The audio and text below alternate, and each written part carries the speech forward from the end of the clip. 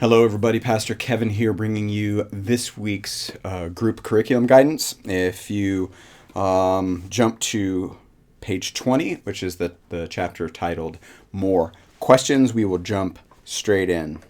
Question number 1. Have you ever taken an oral test? You know, the kind where you need to answer questions out loud instead of writing them down. Are they easy or difficult?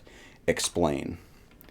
Classic icebreaker. The issue is Jesus has already been asked a question in the previous session. There's 2 more happening now.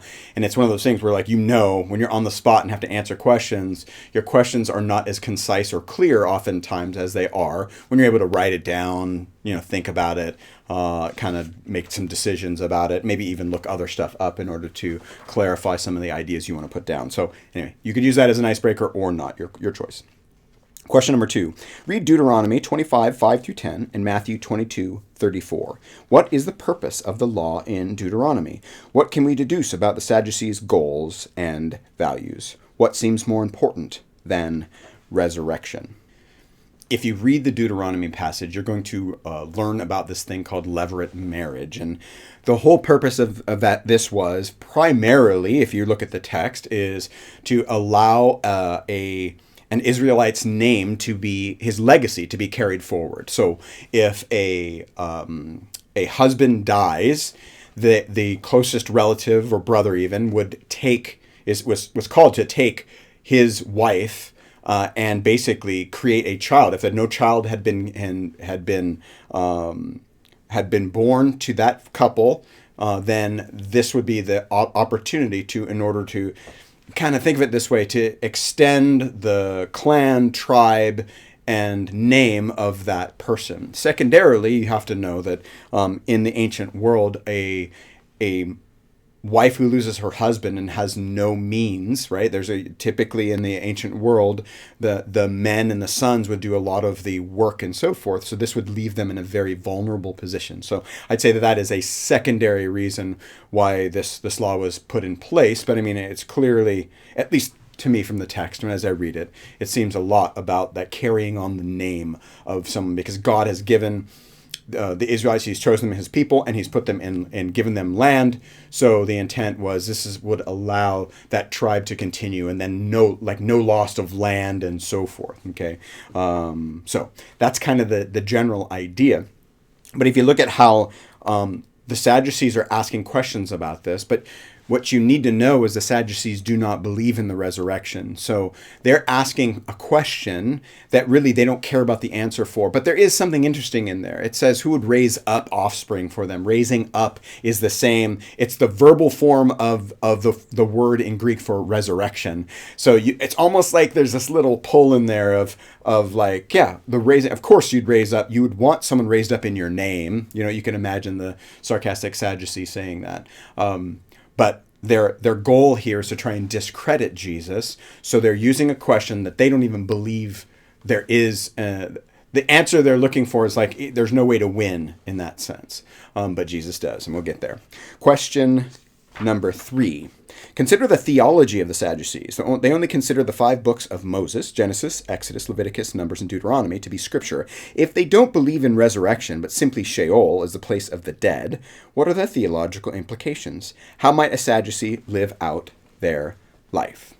So along with not believing the resurrection, literally the Sadducees, they put all of their weight into the Torah, the first 5 books of the Bible. That's where all of the core rules came from. And you have to realize that the Pharisees, whom they often disagreed with, the Pharisees believed in the entirety of the Hebrew scriptures, and they had things that they called the oral law that kind of tagged onto that. So for example, popular rabbis would argue about a particular verse, and there'd be this oral law that could come out of that type of conversation.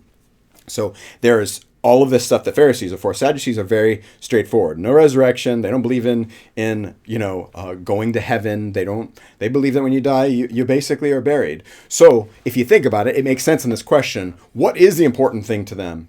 It's the carrying on of their name, their legacy, right? But that's about it.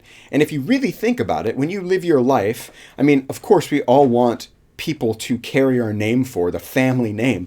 But ultimately, you're still dead, right? And that's what the Sadducees believed. So I just want you to have a discussion in your group on what would that mean? What would that look like as people would live out their lives? What does hope look like? Right? How powerful is that hope at motivating you? What other motivations are required? What are the maybe the pitfalls you could fall into? What are the things you might not do in the middle of this? See, because it's super powerful. This is the Sadducees are the ruling class of the temple. They are probably the most wealthy. They are the high priestly class. In fact, the word Sadducee comes from it's a derivation of Zadok, which was an old priest from the Old Testament whose name literally can be translated righteous or righteousness. So you have the high level righteous religious elite with all the wealth and the power. They're the yeah. So you see that having that group coming against Jesus, they're giving you clues into how they're operating. But I want you to see what might that look like when they live out their life, and how about maybe there's an analog in this life. There's something that's similar, and like how people might live their lives out. Take a look at that and maybe talk about that. Question number 4. Where is Jesus quoting from in Matthew 22:32? How are the scriptural location and who the story is about appropriate for the audience? Try to trace the logic of Jesus' argument. This is kind of a tough one, but if we go back, you can see that this refers to Exodus 3. This is kind of this culminating moment where Moses is put on the scene as he kind of becomes God's representative in this scene of the book of Exodus, right? It's the very beginning of it. So we have passed the whole book of Genesis, so the creation story, the stories about Abraham, Isaac, and Jacob, and how the 12 tribes of Israel come out of that lineage, right? So all of that has passed. Some centuries have passed, and the Pharaoh, we know from the beginning of Exodus, this Pharaoh doesn't know the Israelites like a previous Pharaoh did, right? So you have this moment where both Israel is in trouble and Moses has been in trouble, and now this is where he comes face to face with the burning bush, which is face to face in a way with the God of his lineage, the God of all that came before him, Abraham, Isaac, and Jacob. And it's saying, I am the God of Abraham, Isaac, and Jacob, not the God of the dead, but of the living, is the way Jesus was saying it.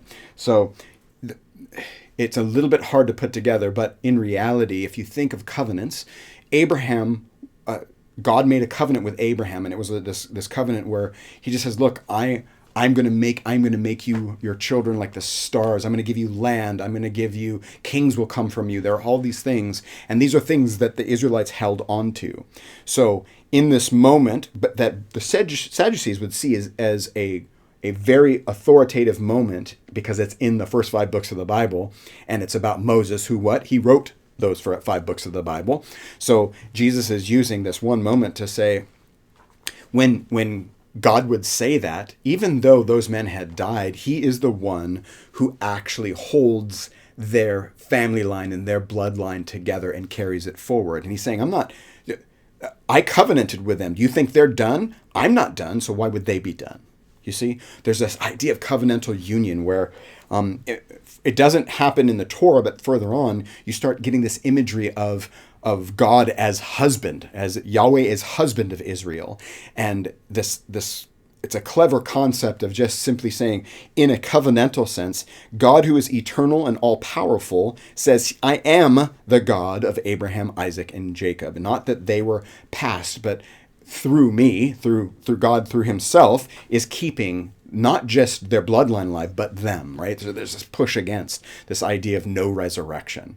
God of the living, not the dead. And everyone was amazed. So if you just kind of look at that logic that he's using in there, it's a little bit harder for us because you kind of need to know more parts of Scripture. But it is powerful because the original question was about this marriage thing, right? Which is a covenantal union. Question number 5. Read Deuteronomy 6:4-6 and Leviticus 19:17 and 18. Now read Exodus 20:1-17. How do the passages that Jesus uses connect to the Exodus passage? Do you find it easier to follow a general rule or a more specific one? So as you may have heard in the sermon, you have the 613 laws in the Old Testament, right? Which the Pharisees and Sadducees, all of them probably saw as that's probably pretty accurate, maybe give or take one or two, right? But they all get summarized in the Ten Commandments. You have the first four for sure, or that are very God focused vertically, and you have the last six, and maybe that fifth one's kind of the hinge one, that's more people, or at least bridging from God to humanity, right? Of course, if I don't murder, that's me not doing something bad against a human, right? But also it's me loving God and doing that, right? So Jesus takes and encapsulates it all in these two verses that are in different parts of, again, the Torah, right? So the Pharisees, Sadducees, all of them believed that the Torah was authoritative, right? They all believed that Moses was important and critical, in fact. So think about it this way. If you had 613 rules, would that be easier to kind of just tick them off? Like, oh, I did that one, did that one, did that one. Like every day you have this list of rules. Or is it easier to do a general thing? And that's where I think we should really think about. And in the sermon, I know Isaac brought it out, was like, to love God and love others is the positive way of putting how living as an image bearer is. And it's harder, right? Because it doesn't have every little nuance. Don't murder, of course, those are like, I don't do that, but am I loving the other person, right? And that becomes a whole different thing. Am I loving God through how I operate day to day, minute by minute, hour by hour? And those are different and harder questions, but think to yourself, like, have you been maybe even treating your faith as if it were like these checkboxes? Like, yeah, I didn't murder anyone today, didn't lie, didn't really covet anyone's spouse or their stuff, you see? And then change that and think about it as like, well, did I love people today? It's a very different and broader thing to consider. Question number 6. Law and prophets have been brought up before. Read Matthew 5:17 and 7:12. Is the use here similar? Why might Jesus' use of the phrase with this particular audience be meaningful? It's a simple one. It's more of a hermeneutics question. It's just interpretation. You look at the author and other uses of these words and see how they match. I'd say generally speaking, they match pretty well. And one of the things that's important about it, and you may recall this from previous teachings, is that when you see law and prophets or law and writings, there's like a different ways that it gets placed within different gospels. But what it's doing is it's saying all of the scriptures that they have, right? All of so that's prophets and Torah and the other writings, that it's kind of saying all of that together, and Jesus is summing it up in that. So why would that be important to the current audience? And I think that's probably important. You can figure that out. I'll let you do that on your own. Question number 7.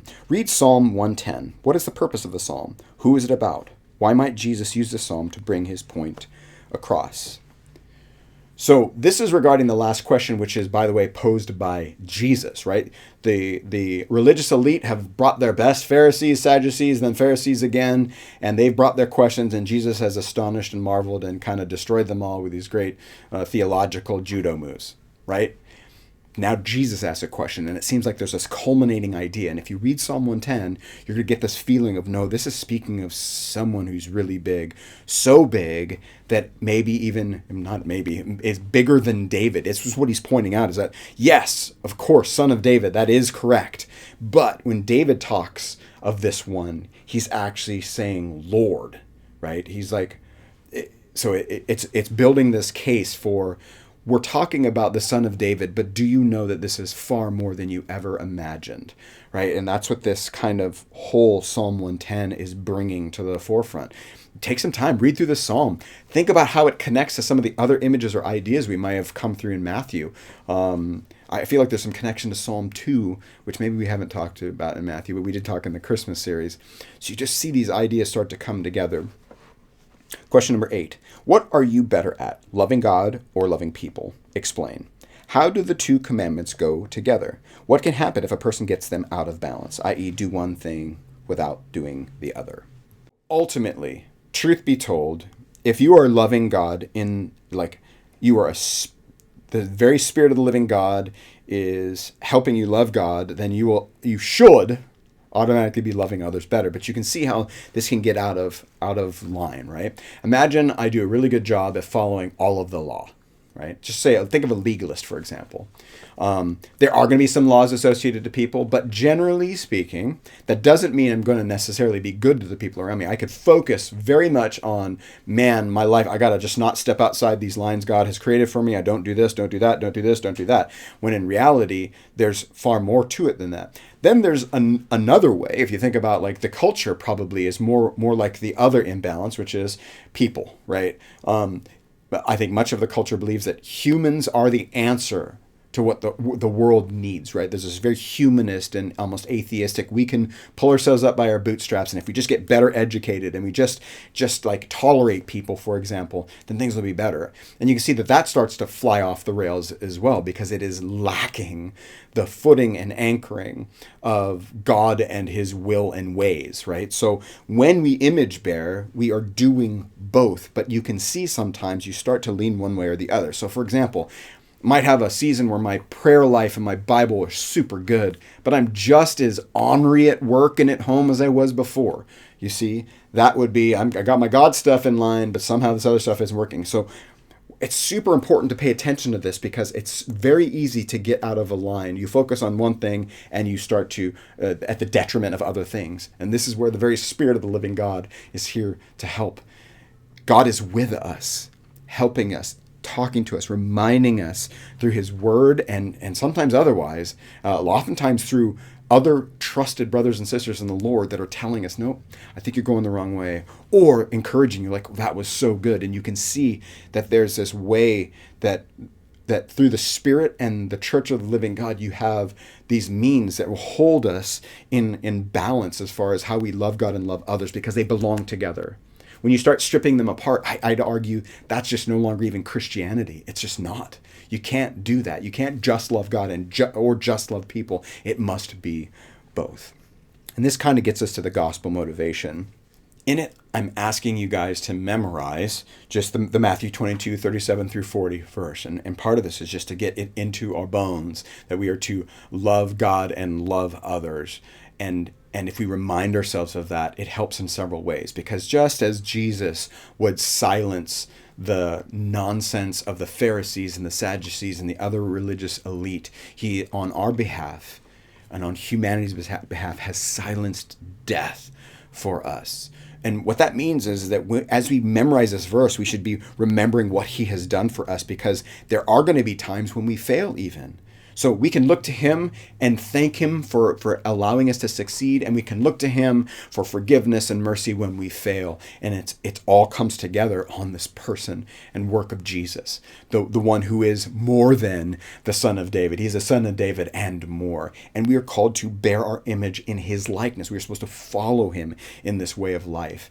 And that requires things like being mindful of, how am I loving God? How am I loving other people? How am I failing at this? How am I doing well? Talking to other people. Sometimes it's confession. Sometimes it's like, hey, I need help. I just need help in working through some of these things in my life. So I pray that the session would go well with you, that your group would become closer and dialogue in the deepest ways about the King of the universe and what he's done for you and for me, and how that changes everything. Everything is now different because of what he's done. And when we say that we have submitted ourselves, we have bowed our knee to this King, we now live differently. So remember and memorize how you should love God and love others. Maybe you remember where they come from as well. Remember the verses in Deuteronomy and Leviticus, and know that this is Jesus saying, this encapsulates how we're supposed to live and how we're supposed to bear his lovely image. We'll see you next time.